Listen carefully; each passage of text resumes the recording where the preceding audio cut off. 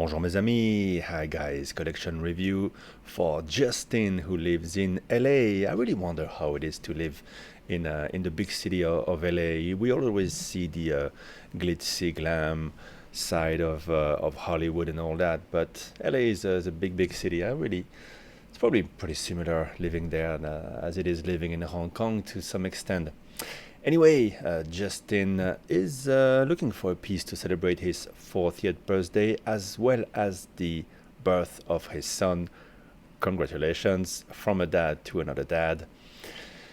So he tries to stick to watches under 40 millimeters with his 16.5 centimeter wrist, so slightly smaller than mine. And I have to say, 39 millimeters for me is the sweet spot. 40, I can do it. I can even do 42, but there's something super classy with the watches look better, I think, in general. At 39, the relationship of the elements of the case and the hands usually works well at 39, and sometimes I like to wear 36 as well. It's always very classy.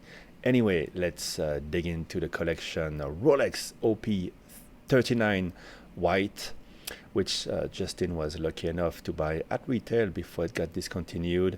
He loves the simplicity and how it doesn't scream Rolex. What a gorgeous, do it all, wear all the time piece. If you had to have only one, Justin, that would be the one. Just a fantastic piece, which you complement with an Omega Speedmaster automatic two-tone, also known as the reduced. Very unusual watch. I think on Chrono 24 there's only 4 of these. This was handed down to you by your stepfather. What a cool and lucky thing. It's not the moon watch that everyone wants, but you love it, as you say. And if the gold is a bit too much, you put it on a black leather strap.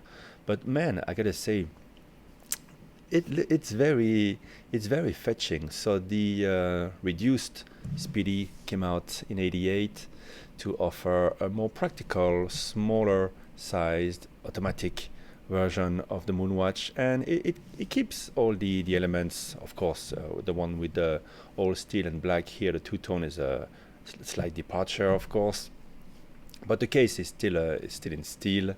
I will show you a glimpse of what you can find under the case back. It's quite a lot of gold, at least color in the movement.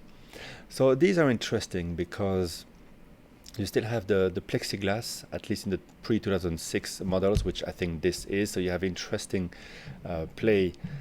visual play distortions there. It's based on an ETA movement, a 3220 caliber of Omega. So based on an ETA with a module, so you will find that the crown does not align with the pushers, and that the subdials are pushed to the extremity of the dial with the running seconds on the right side compared to the left side for the manual wind Moonwatch. So here we have an automatic, and it's also a vertical clutch. So unlike the lateral clutch of the Moonwatch, which has a jerky motion when you start it, this one here is much smoother, and you can keep it running without any additional wear and tear to the movement, as Tim Mosso of the Watchbox always likes to repeat.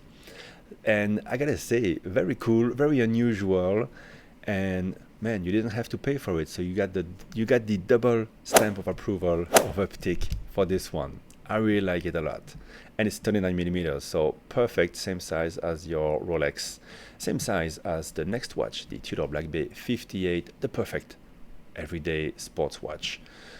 Modern build, but with the vintage looks from Tudor. As you say, you've tried the other Black Bays, but they were too large for you, I would imagine so. And you feel that this negates the need for a lot of neo-vintage Rolexes because it wears so similarly and has the look. Absolutely, I love mine. I wear it to death. Lots of scratches on mine. So far we got 3 great watches.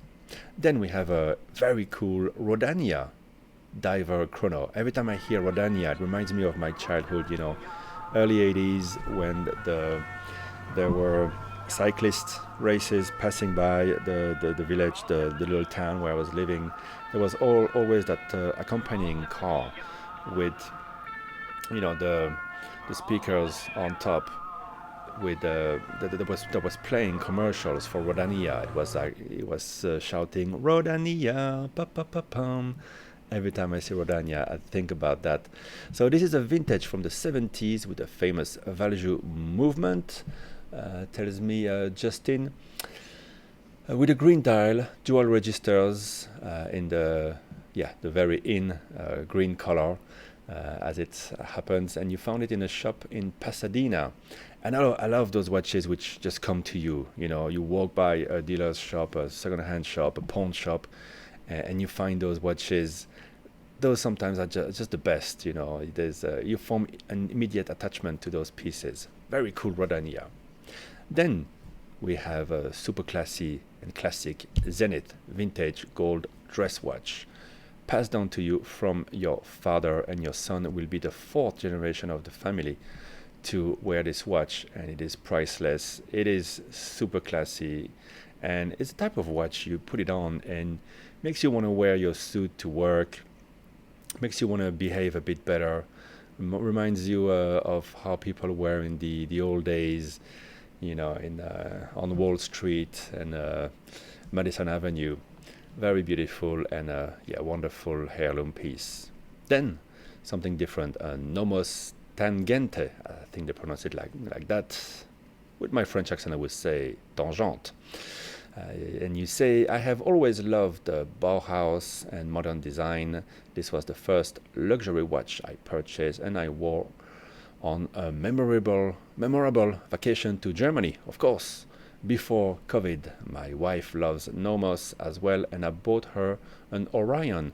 Myself, when I went to Germany, I tried on the Autobahn of Nomos. Such a cool, interesting design. I'm still interested in getting one of those.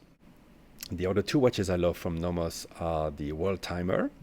Very interesting, and let's not forget that they make pretty much everything in the movements of those watches. And the third one I love is the Club. Which I think is the entry level, but I love the look of the Club with the big Arabic numerals. Anyway, the Tangente works great because it adds the blue, bit of red color, and after all, you love it, and that's what's most important. And I feel that you love and chose really well the watches, and those that were passed on to you. Well, it turned out amazing. They look great. I mean, look at this picture. There's just everything works together. There's a great vintage vibe to it, and the Black Bay 58 as a diver works perfectly to have a modern, usable diver. So Justin is telling me that he's open to all kinds of watch recommendations. Generally, his work attire is more casual, and feels like he's had enough dress watches as it is.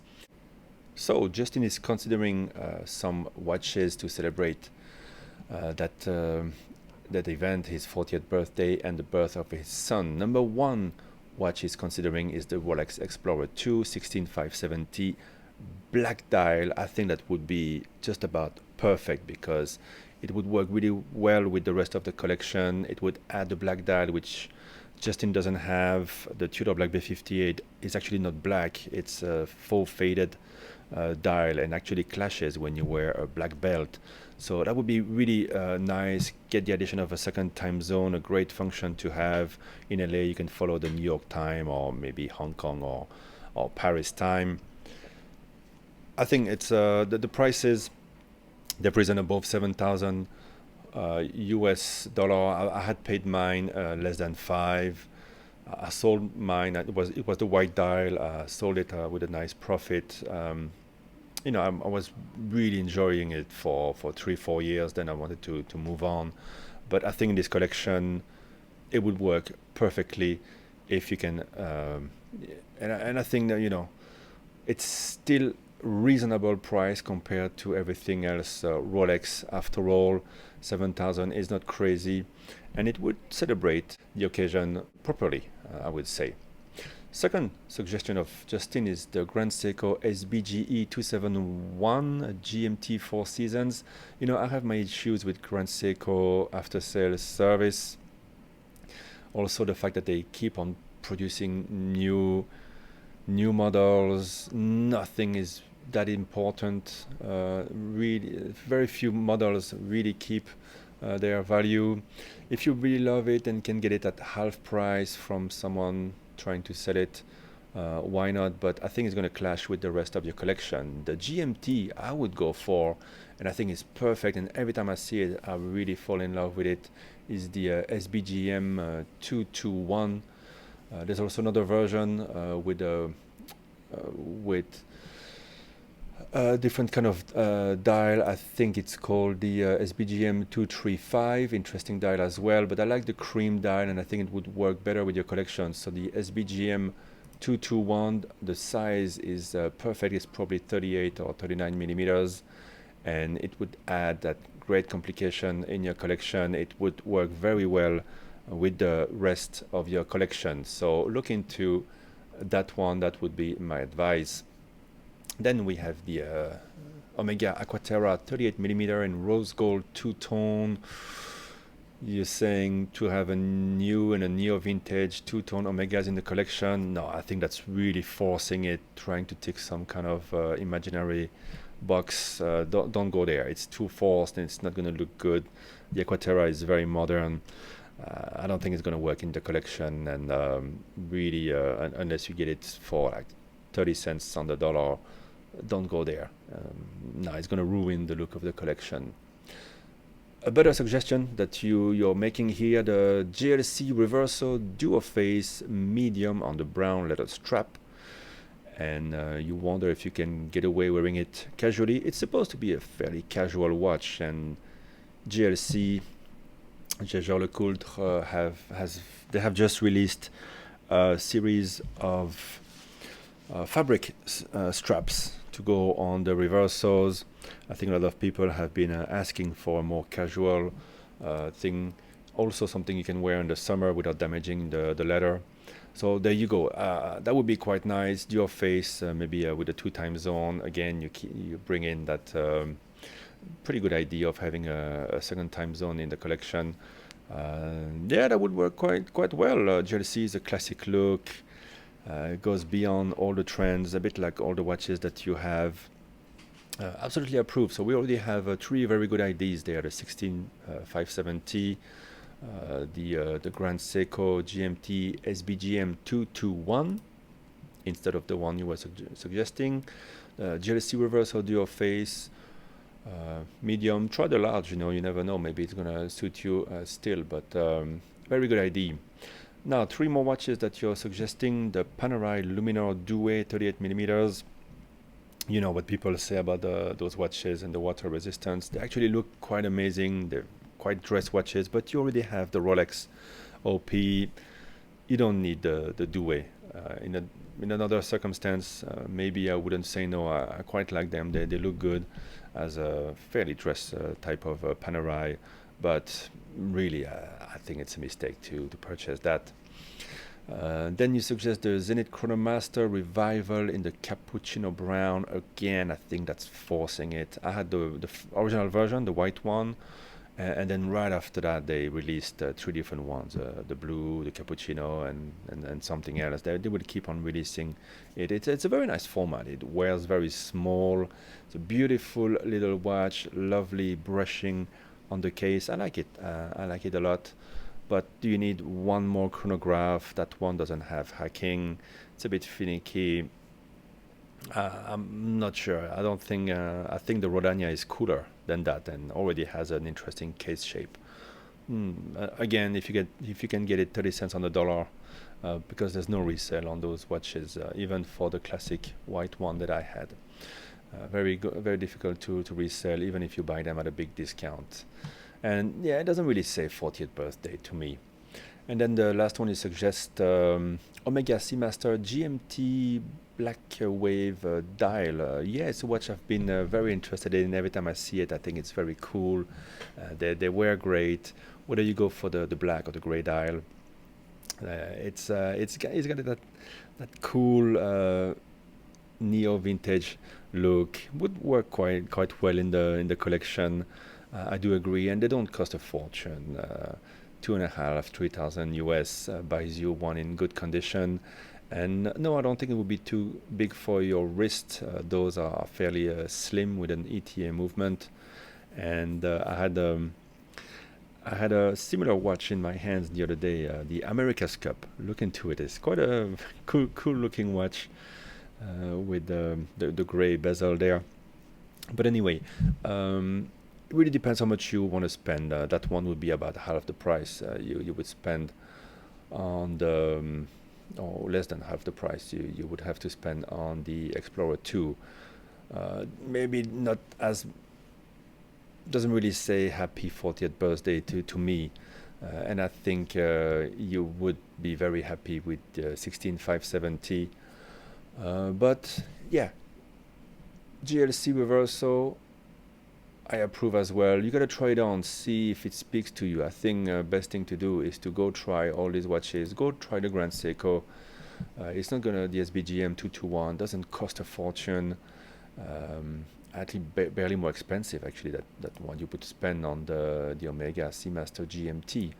And I'd rather go to the Grand Seiko. I think a cream dial that would work quite nicely in the collection. I'd like to see a black dial in the collection. That would be quite cool, maybe with the Duo Face or with the Explorer 2. Really depends on your budget. But there you go. You have 4 great possibilities.